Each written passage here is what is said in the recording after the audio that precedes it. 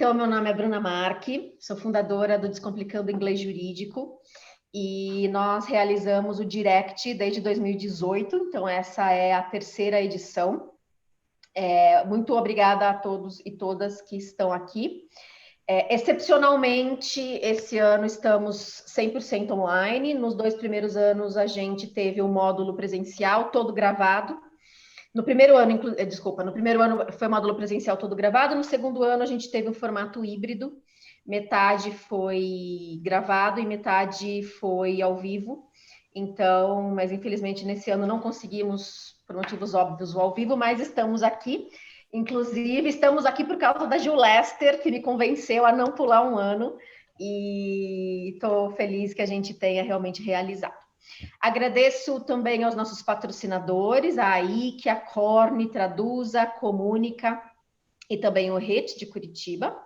Também agradeço muito nossos apoiadores, a Bratis, a PIC, a Alberoni Translations, Translators 101 e Estrada. Sem vocês, esse evento não seria tão maravilhoso, porque vocês também me deram muito apoio na divulgação, então muito obrigada pela parceria de sempre. Um disclaimer, eu não fiz o direct no modo webinário, porque no webinário a gente não consegue se ver, eu também não conseguiria fazer colocá-los nas breakout rooms, que é o que eu quero fazer para vocês se conversarem, tá? Por isso que a gente está aqui no modo mais informal.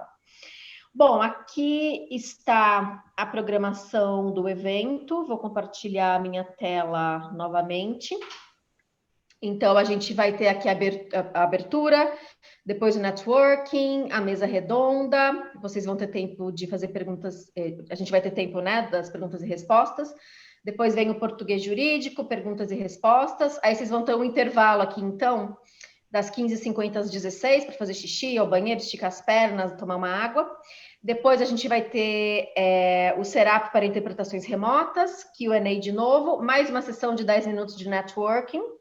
Depois a LGPD, tradução de termos-chave, mais perguntas e respostas, e aí encerramento e sorteios. Tem bastante coisa legal aqui no sorteio. Difícil de traduzir.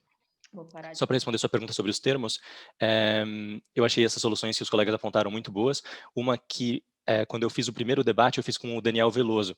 E uma coisa que ele chamou minha atenção, que talvez eu não tivesse prestado atenção, é que você tem em inglês aquela frase the President appoints and the Senate advises, né? E esse advise ratifica, né? Então, que é definitivamente uma palavra que não é sua primeira ideia para advise, quando você ouve numa frase solta, né? Então, esse é um termo que eu aprendi estudando para as eleições. E disenfranchise, eu acho que é uma palavra que você tinha que lembrar também, assim, porque a hora que ela aparece no susto, você lembrar que disenfranchise é você, né, privado do direito de voto, ou você invalidar um voto. Quando a gente estava falando dos provisional ballots, né, vamos ver se vocês lembram como é que falava, né, dos votos em juízo, a gente falou muito sobre disenfranchise, também foi uma palavra que apareceu algumas vezes, e se você não tiver mais ligado ou já estudado, pode ser um percalço, olha. Aí esse daqui corre bastante pela internet, não sei se vocês já viram, né? Direitos da vida real. Tio, a Maria pegou meu brinquedo e não quer me devolver. É a petição inicial. Maria, venha cá, me conte o que aconteceu. Citação do réu. Pai, é mentira dele, contestação. E a babá viu tudo, testemunha rolada. Tio, a babá falará que o que a Maria quiser por serem amigas e ainda ser sua empregada, em impugnação da testemunha. Maria, devolva logo o brinquedo, essa é a sentença. Me deixa brincar só mais um pouquinho, embargos protelatórios. Se não devolver agora, corte sua mesada. É a multa do artigo 538, parágrafo único do Código de Processo Civil. Ah, pois vou falar tudo para minha mãe, apelação para instância superior.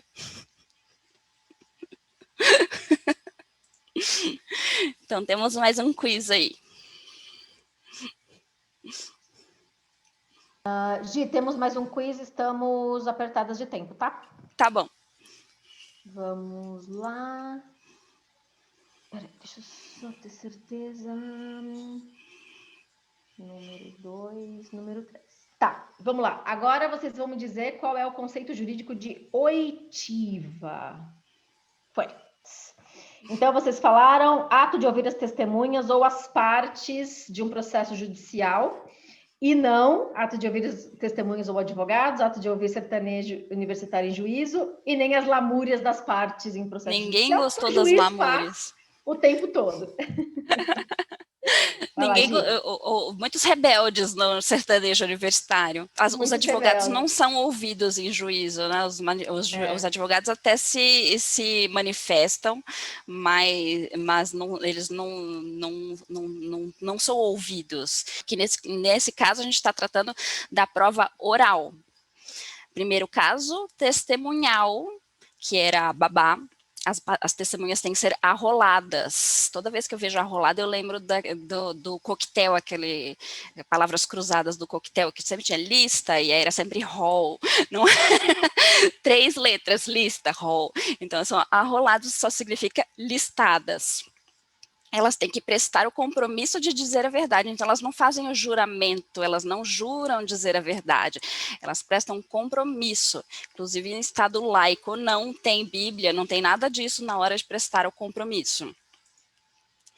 Ela pode ser contraditada, que foi lá o que o menino fez, é babá de você, é babá dela, elas são amigas, você ainda é sua empregada, então até ela começar a falar, ela pode ser contraditada, não quero que ela seja ouvida porque elas são amigas. Então, se não falar até esse momento, pena de preclusão. Preclusão significa não pode mais alegar isso, mesmo que seja verdade. Ai, ai, ai, menino feio, menina feia, não pode mais falar de novo. Né? E se a contradita for deferida, o juiz falar que concorda, que são amigas, a pessoa ainda assim pode ser ouvida, só que ela vai ser ouvida não como testemunha, mas como informante. E aí ela não presta compromisso de dizer a verdade. Aí ela pode mentir. Pode mentir sem cometer nenhum crime. E depoimento... Desculpa, uma coisa que choca muito os meus alunos, chocava quando eu dava aula, né? Que a parte... Então, por exemplo, se eu estou sendo acusada de homicídio, sei lá, eu posso mentir em juízo, eu posso falar que não fui eu, se fui e tal. E não tem nenhuma pena para mim.